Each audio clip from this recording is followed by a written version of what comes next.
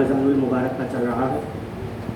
کل انشاءاللہ تعالی قرآن مجید جو حافظ صاحب یہاں پر سنا رہے ہیں وہ مکمل بھی ہو جائے گی. اسی لیے کچھ دیر کے لیے 15 منٹ کے لیے رمضان کے تعلق سے، روزے کے تعلق سے جو ضروری باتیں ایک فرض العلوم ہیں جو کہ مسلمانوں کو جاننا اور اس کو بار بار سننا ضروری ہے، اس کے تعلق سے ہم یہاں پر کھڑے ہوئے ہیں. قرآن مجید میں اللہ تبارک و تعالی ارشاد فرماتا ہے سورہ بقرہ کی آیت نمبر 183 میں، یا ایھا الذین آمنوا کتب علیکم الصیام، اے ایمان والو تم پر رمضان کے روزے فرض کیے گئے ہیں جیسا کہ تم سے اگلی امتوں پر روزے فرض تھے. یعنی حضور کی امت پر ہی روزے فرض نہیں ہیں. روزہ ایک بہت پرانی عبادت ہے جو کہ آدم علیہ السلام سے لے کے عیسیٰ علیہ السلام تک چلتے ہوئے آ رہی ہے. آدم علیہ السلام کا روزہ یہ تھا، اللہ نے ان کو حکم فرمایا کہ اے آدم، صفی اللہ علیہ السلام ہر مہینے کی چاند کی 13، 14، 15 کا آپ روزہ رکھیں. یہ آدم علیہ السلام کا روزہ ہو گیا. داؤد علیہ السلام کا روزہ یہ تھا کہ اللہ نے ان کو فرمایا اے داؤد آپ ایک دن روزہ رکھیں، ایک دن چھوڑ دیں. یعنی ہر 2 دن میں ایک دن کا روزہ رکھنا، ایک دن روزہ ایک دن غیر روزہ. اگر آپ اس کو کیلکولیٹ کریں گے تو سال کے 6 مہینے تک داؤد علیہ السلام روزہ رکھتے رہے. پھر اللہ تبارک و تعالیٰ نے سلیمان علیہ السلام سے کہا کہ اے سلیمان آپ روزہ رکھیں، ہر مہینے کی شروع کے 3 دن کا روزہ، درمیان کے 3 دن کا روزہ اور مہینے کی آخر کا 3 روزہ. تو تمام انبیاء علیہ السلام جتنے آئے گئے گزرے گئے تمام لوگ روزہ رکھتے رہے. لیکن حضور اکرم صلی اللہ علیہ وسلم کو صحابہ نے دیکھا کہ حضور صلی اللہ علیہ وسلم بھی روزہ رکھ رہے ہیں. یہ روزہ حضور کا خاص روزہ یوم وصال کا روزہ تھا. 3 دن تک بغیر سحری اور بغیر افطار کے روزہ رکھ رہے تھے حضور صلی اللہ علیہ وسلم. جب صحابہ دیکھے تو وہ بھی ویسے ہی رکھنے لگے. تو حضور صلی اللہ علیہ وسلم دیکھے کہ صحابہ کی حالت میں کچھ چینجز آ رہے ہیں، ان کی طبیعت گر رہی ہے. تو حضور نے پوچھا میرے جانثارو یہ بتاؤ کہ تم کون سا عمل کر رہے ہو؟ تو صحابہ بولے یا رسول اللہ ہم آپ کو جو کرتے ہوئے دیکھ رہے ہیں، یعنی بغیر سحر اور بغیر افطار کے جو آپ روزے رکھ رہے ہیں ہم بھی ویسے ہی روزہ رکھ رہے ہیں. تو حضور اکرم صلی اللہ علیہ وسلم نے کہا اے میرے غلاموں یہ بتاؤ ایوکم مثلی، تم میں میری طرح کون ہے؟ اگر میں حالت روزے میں رہتا ہوں نا تو میرا رب مجھے کھلاتا ہے اور پلاتا ہے. دنیا کے روزے دار اگر روزہ رہتے ہیں تو ان کا والد انہیں کھلاتا ہے پلاتا ہے. حضور نے کہا میرے غلاموں تم میری برابری نہیں کر سکتے ہو، یوم وصال کے روزے نہ رکھو، کیونکہ جب میں حالت روزے میں ہوتا ہوں جو مجھے حاجت پیش آتی ہے کھانے کی تو میرے رب کی طرف سے مجھے رزق دیا جاتا ہے، میرے رب کی طرف سے مجھے پانی پلایا جاتا ہے. لہٰذا آپ لوگ یہ روزے نہ رکھیں. اور بعض خاص بندوں کے کچھ خاص عمل ہے جس کو اللہ نے عبادت بنا لی. ابراہیم علیہ السلام نے بیٹے کی قربانی کی، ان کا عمل تھا یہ خاص، لیکن اللہ کو ان کا عمل اتنا پسند آیا قیامت تک کے لیے ابراہیم خلیل اللہ کی قربانی باقی رہے گی. بیوی ہاجرہ نے بیٹے کو چھوڑ کر صفا مروہ پر صحیح لگائی. ان کا بھاگنا صحیح کرنا اللہ کو اتنا پسند آیا، قیامت تک جتنے حجاج اکرام حج کے لیے جائیں گے تو وہ لوگ بھی کیا کریں گے؟ صحیح کریں گے. کسی کی قربانی پسند آئی، کسی کا بھاگنا پسند آیا، اور حضور کو اللہ نے دیکھا کہ ایک خاص عمل حضور کر رہے ہیں. ایک غار ہے جس کا نام غار ہرا ہے. حضور جا کر کے دن میں بھوکے پیاسے وہاں بیٹھتے تھے اور رات میں کھڑے ہو کر کے عبادت کرتے تھے. کسی کا بھاگنا پسند آیا، کسی کی قربانی پسند آئی، اور حضور کا غار ہرا میں بھوکے رہنا دن بھر اللہ کو اتنا پسند آیا کہ امتیوں کے اوپر رمضان کے روزے فرض کر دیے گئے. اے حبیب تیری بھوک نے امت کو اس درجے پہ پہنچا دیا ہے جب جب رمضان آئے گا پوری امت بھوکی رہ کر تیری بھوک کو محسوس کرے گی. کسی کی قربانی پسند آئی تو کسی کی بھوک پسند آئی. اللہ کے حبیب صلی اللہ علیہ وسلم ارشاد فرماتے ہیں رمضان کا جو بندہ ایک روزہ ایمان کے ساتھ اور اللہ کی رضا کے لیے رکھتا ہے، یہ نہیں کہ اگر روزہ نہیں رکھوں گا تو والد ڈانٹیں گے، یہ نہیں روزہ نہیں رکھوں گا تو پڑوسی کیا بولے گا، بلکہ جو بندہ اللہ کی رضا کے لیے رمضان کا ایک روزہ رکھتا ہے، حبیب خدا ارشاد فرماتے ہیں 500 سال کی مسافت کے برابر اللہ تعالیٰ اس ایک روزہ رکھنے والے کو جہنم سے دور کر دیتا ہے۔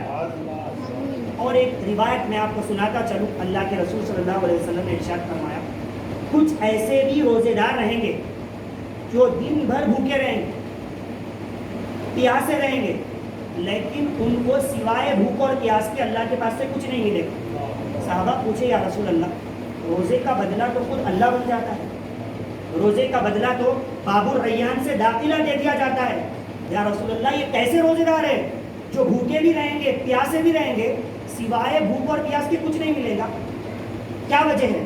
تو اللہ کے رسول بولے یہ لوگ روزہ تو رکھیں گے لیکن بری عادتوں کو، برائیوں کو نہیں چھوڑیں گے، اس وجہ سے ان کے روزے قابل قبول نہیں ہوں گے۔ اور روزے کا کام ہے لعلکم تتقون، تاکہ بندے کو پرہیزگار بنائے۔ روزے کا کام ہے کہ بندے کو گناہوں سے ہٹا دے۔ اب کوئی روزہ بھی رکھ رہے ہیں، چیٹنگ بھی چل رہی، کوئی روزہ بھی رکھ رہے ہیں، ویڈیوز بھی چل رہے ہیں، کوئی روزہ بھی رکھ رہے ہیں، ٹک ٹاک پہ مجرا بھی چل رہا، تو روزے سے جو فائدہ ہونا تھا نا وہ فائدہ ہی نہیں ہوا اس کو۔ اگر کوئی یہ ٹیسٹ کرنا چاہتا ہے کہ میرے روزوں سے میرے کو فائدہ ہو رہا ہے یا نہیں ہو رہا، تو اس کو یہ جاننا ضروری ہے کیا میں روزہ رکھنے کے بعد گناہ سے بچ رہا ہوں؟ اگر بچ رہا ہوں تو میرے روزے سے میرے کو فائدہ ہو رہا، اگر نہیں بچ رہا ہوں تو اس کو سوچنا چاہیے جو تیرے روزے تجھے دنیا میں برائی سے نہیں بچا سکے، مرنے کے بعد جہنم سے کیسے بچائیں گے؟ ایک آخری بات میں آپ کو سناتا چلوں، اللہ کے رسول صلی اللہ علیہ وسلم نے ارشاد فرمایا میں نے خواب دیکھا، حضور صلی اللہ علیہ وسلم نے ایک خواب دیکھا جس میں حضور نے دیکھا کچھ لوگوں کو ان کی ٹخنوں کے بل الٹا کر دیا گیا ہے، ٹخنوں کی رگوں کو پکڑ کے فرشتوں نے الٹا کر دیا ہے، نیچے جہنم کی آگ ہے، سر نیچے پیر اوپر ہے ان کو آگ کے اندر جلا دیا جا رہا ہے، جھونکا گیا ہے۔ حضور نے جب فرشتوں سے پوچھا اے ملائکہ یہ بتاؤ ان لوگوں کو جلایا کیوں جا رہا ہے؟ تو فرشتوں نے کہا اللہ کے رسول یہ رمضان کے وہ روزے دار ہے جو دن بھر روزہ تو رکھتے تھے، افطار سے کچھ دیر پہلے کھا لیتے تھے، یعنی افطار کا وقت ہونے سے پہلے یہ لوگ افطار کر لیتے تھے۔ تو ہم آپ کو بھی چاہیے کہ افطار کا پورا مکمل کارڈ میں جو ٹائم دیا گیا ہے وہ ٹائم کو پورا فالو کریں، ایسا نہ ہو صبح سے شام تک بھوکے ہیں، 2 منٹ پہلے کیا کرے گھر میں چلو بھائی کھا لے کھا لے جلدی کھا لے، کھلا دیا، اب جو بھی کھلائے وہ لوگوں کے اوپر وبال ہے اوپر سب کے روزوں کا۔ اب روزے کے اندر کچھ چیزیں ضروری ہوتی ہے، وہ چیزیں یہ ہے روزہ کن حالات میں نہیں ٹوٹتا، بھول کر کھانے سے، بھول کر پینے سے، بھول کر جماع کرنے سے، یعنی عورتوں سے کوئی قربت پا لے، اگر بھول کر کر رہا ہے بندہ تو اس کا روزہ نہیں ٹوٹا، روزہ باقی ہے۔ اب کوئی بھول کر 1 گلاس پانی پی لیا، پینے کے بعد اس کو یاد آ رہا ہے میں روزے سے تھا، اب اس کے بعد وہ سوچ رہا ہے 1 گلاس تو پی لیا نا مول صاحب اور 1 گھٹ پی لیتا ہوں، 1 گلاس پیے تک روزہ نہیں ٹوٹا تھا، جیسے ہی 1 گھٹ پیا روزہ ٹوٹ گیا۔ یہ روزے کے اندر بہت ضروری مسئلہ ہے۔ اور دوسرا مسئلہ یہ ہے کوئی روزے کی حالت میں ہے اور ان کو احتلام ہو جائے، احتلام کے ہونے پر بھی روزہ نہیں ٹوٹتا ہے۔ جب بھی کسی کو مرد حضرات کو ایسا واقعہ پیش آ جائے، احتلام ہو جائے، تو ان کو چاہیے کہ غسل کر لیں، غسل کرنے سے بھی روزہ نہیں ٹوٹتا ہے۔ اور تیسری بات جو کہ ضروری یہ ہے انجیکشن لگانے سے، چاہے انجیکشن رگ میں لگایا جائے یا وہ انجیکشن کو گوشت میں لگایا جائے، ڈاکٹر صاحب بھی بیٹھے سبحان اللہ، انجیکشن کے لگانے سے روزہ نہیں ٹوٹتا ہے۔ ہاں اگر وہ انجیکشن کا اثر معدے تک پہنچ جائے، جھوٹے دماغ تک پہنچ جائے، تب جا کر روزہ ٹوٹ جاتا ہے۔ بہت سارے ایسے انجیکشن ہوتے ہیں جو پین کلر ہوتے ہیں، کہیں پر اگر بندے کو درد ہو رہا ہے تو وہ حصے پر ہی وہ لوگ کیا کرتے ہیں درد کو دور کرتے ہیں۔ جیسے کہ اگر دانت ڈینٹسٹ کے ڈاکٹر کے پاس آپ جائیں، دانت نکالنے سے پہلے وہ ایریا کو سن کر دیا جاتا ہے، اس کا اثر معدے تک نہیں ہوا ابھی تو ان کا روزہ قائم ہے۔ حالت روزے میں اگر کوئی خون دے رہے ہیں، کسی کو بلڈ ڈونیٹ کر رہے ہیں، تب بھی ان کا روزہ نہیں ٹوٹتا۔ اور حضور داتا گنج بخش علی اجویری رحمۃ اللہ علیہ کہتے ہیں روزے کا معنی ہے رکے رہنا، کھانے پینے جماع سے رکے رہنا۔ اور آپ آگے لکھتے ہیں اپنی کتاب کے اندر کہ جو بندہ آنکھ سے برائی سے رک جائے حقیقت میں وہ روزے دار ہے، زبان جھوٹ بولنے سے رک جائے حقیقت میں وہ روزے دار ہے، ہاتھ کسی مظلوم پر اٹھنے سے رک جائے حقیقت میں وہ روزے دار ہے، اور قدموں کو گندے مقامات پر جانے سے روک دے حقیقت میں وہ روزے دار ہے۔ اور اسی مہینے کی 21 تاریخ کو مولا علی شیر خدا حضور کے داماد حضرت مولا علی مشکل کشا رضی اللہ تعالیٰ کی شہادت بھی پیش آئی ہے. آپ کے تعلق سے ایک آخری بات میں آپ کو سنا دوں. حضرت علی المرتضیٰ رضی اللہ تعالیٰ جب کمائی کرنے کے لیے گھر جائے, باہر نکلتے گھر سے, اور مہینے کی جب آپ کے یہاں پر کنجی پہنچتی, سیلری ملتی, گھر لا کر کے سیدہ فاطمہ زہرا کو دیتے, تو دیکھیے گھر کی عورتوں کے اندر بھی کیسا ڈھنگ تھا گھر چلانے کا. ان کی سیلری لے کر کے اس کے 3 حصے کر دیتے. ایک حصہ گھر والوں کے لیے, ایک حصہ خاندان کے غربا کے لیے, تیسرا حصہ دین کے لیے. لیکن ہم آپ کیا کر رہے ہیں, جو بھی کما کے لا رہے ہیں پورا سیونگ اکاؤنٹ میں جا رہا ہے سیدھا. اس میں سے نہ خاندان کے غربا کا حصہ نکل رہا ہے, نہ اس کے اندر سے یتیموں کا حق ادا ہو رہا ہے, نہ دین کا حق ادا ہو رہا ہے. اور اللہ کے پیارے رسول فرماتے ہیں رمضان کے اندر کوئی بندہ اگر ایک نیکی کرتا ہے تو اس کو ایک نیکی کا اجر 700 نیکیوں کے برابر دیا جاتا ہے. تو یہاں پر بھی الحمدللہ یہ اللہ کا بہت بڑا فضل ہے. لاک ڈاؤن ہونے کے باوجود بھی تراویح سارے لوگوں کی مکمل ہو چکی ہے. کل یہاں پر شاید ختم قرآن بھی رہے گا, قرآن مکمل ہونے کے اوپر. تو یہاں پر کل حافظ صاحب کی گلکوشی بھی رہے گی. آپ سے جو حضرات اپنے مال میں سے کچھ حصہ دین پر خرچ کرنا چاہتے ہیں, اور کوئی یہ نہ سمجھے مول صاحب پہ لگا رہے تو دین کیسا ہو گیا. اب آپ تھوڑا یہ سوچیں اگر مول صاحب نہ ہوتے تو تراویح کیسے ہوتی. تو دین والوں کو اگر آپ سپورٹ کر رہے ہیں تو حقیقت میں وہ دین کو ہی سپورٹ کرنے کے برابر ہے. تو جتنے حضرات یہاں بیٹھے ہیں ان سے ہم مؤدبانہ خواہش کرتے ہیں کہ آپ کی طرف سے آپ حضرت کے لیے کوئی بھی اپنی طرف سے نذرانہ, گلپوشی وغیرہ یا اپنی جانب سے کپڑے وغیرہ پیش کرنا چاہتے ہیں تو یقیناً پیش کریں. دولت تو ناچنے والوں پر بھی لٹا دی جاتی ہے, تو دولت کو اچھی جگہ لگانا یہ بھی عبادت ہے. کل قیامت کے دن پوچھا جائے گا تو نے پیسہ کیسے کمایا, پھر پوچھا جائے گا تو نے پیسہ کہاں پر لگایا. اگر یہ اچھے کاموں پر لگائے گئے تو یہی لگانا ہمارے لیے آخرت میں نجات کا ذریعہ بن سکتا ہے. اللہ کے حبیب کی ایک محفل سجی ہوئی تھی.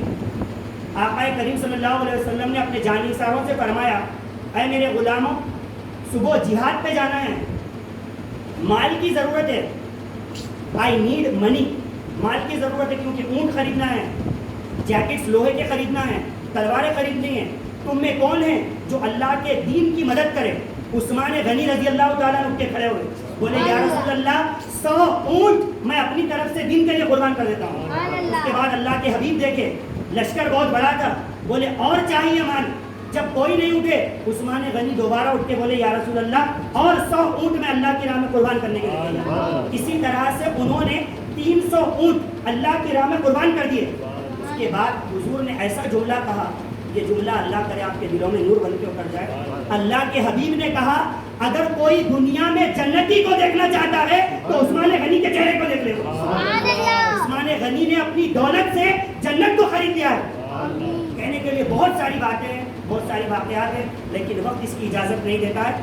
آخری بات, کام کی بات میں آپ سے یہ کہتا ہوں کہ جو حافظ صاحب یہاں پڑھا رہے ہیں اتر پردیش سے یہاں پر آئے ہوئے بریلی شریف سے. آپ کو ہم کو چاہیے, حیدرآباد والوں کا ایک ریکارڈ ہے پہلے سے کہ مہمان نوازی میں ہم بہت آگے ہوتے ہیں, تو ہم کو چاہیے کہ آپ نے ہم کو قرآن سنایا ہے, بہترین طریقے سے آپ سے جیسے ہو سکے ان کو سپورٹ کریں. اور بستی کے اندر ایک ہم مدرسہ بھی چلا رہے ہیں, کوشش کر رہے ہیں ہم ہمارے ساتھی سب مل کر کے اس کو ہاسٹل کی ایک بڑی شکل دیا جائے. اس کے اندر بھی اگر آپ اپنے فطروں کے ذریعے سے, اپنی زکوٰۃ کے ذریعے سے, مدرسے کا بھی اگر سے تعاون کرنا چاہتے تھے دل سے, تو آپ کے لیے اس کی پوری اجازت ہے. آپ اس کو ضرور بضرور سپورٹ کریں. واخر دعوانا